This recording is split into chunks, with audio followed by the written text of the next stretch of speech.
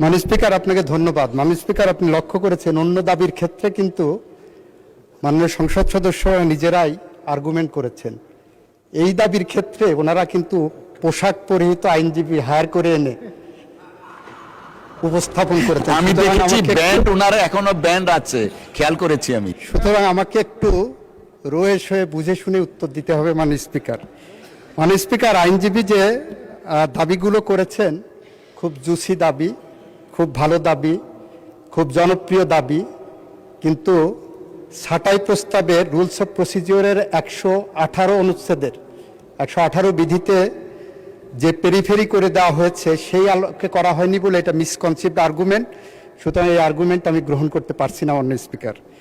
মাননীয় স্পিকার, মাননীয় বিরোধী দলের সংসদ সদস্যদের মধ্য থেকে দুই ধরনের দাবি এসেছে। একজন সদস্য যিনি নীলফামারী থেকে নির্বাচিত, উনি বলেছেন এই বরাদ্দ অনেক বেশি হয়ে গেছে, সুতরাং সেই কারণে 1 টাকায় কমানো হোক। আর একজন সদস্য মিস্টার নজিবুর রহমান বলেছেন এই দাবি অনেক কম হয়ে গেছে, সুতরাং 1 টাকায় কমানো হোক। আমি বাণিজ্য মন্ত্রীর সাথে কণ্ঠে কণ্ঠ মিলিয়ে বলতে পারি, একটা ফু দিয়ে দেন, তাহলে 1 টাকা দিয়ে গোটা আইন বিভাগ চলবে। অথবা বিকল্প হিসেবে বলতে পারি, 1 টাকা দিয়ে যদি আইন বিভাগ চালানোর জন্য বলা হয় তাহলে যেভাবে চলবে, তাহলে আমার বিচার বিভাগ দরকার নাই, আইন বিভাগ দরকার নাই, এটা একটা পুলিশি রাষ্ট্র হয়ে যাক। তাহলে বিচার বিভাগের তো 1 টাকা দিয়ে চালানো সম্ভব না বর্তমান বাস্তবতায়। সেই প্রেক্ষাপটে মাননীয় স্পিকার, 118 অনুচ্ছেদের 118 বিধির 5টা ডায়াগ্রাম করলে 5টা 118 বিধির ক অনুচ্ছেদে ডায়াগ্রাম করলে 5টা ইনগ্রিডিয়েন্টস পাওয়া যায়। তার একটা হলো আমরা যে কারণে যে নীতিতে এই প্রস্তাবনাটা করেছি, এই প্রস্তাবনাটা ওনারা মানতে চাচ্ছেন, এই নীতিটা ওনারা অনুমোদন করছেন না।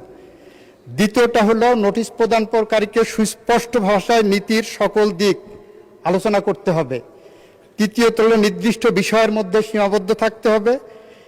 চতুর্থত, পঞ্চমত হলো বিকল্প নীতি অনুসরণের পরামর্শ দিতে পারেন ওনারা, কিন্তু ওনারা 1 টাকায় কমিয়ে 1 টাকা দিয়ে গোটা আইন বিচার বিভাগ কিভাবে চালানো সম্ভব সে ধরনের বিকল্প নীতি আমাদের সামনে উপস্থাপন করেননি মাননীয় স্পিকার।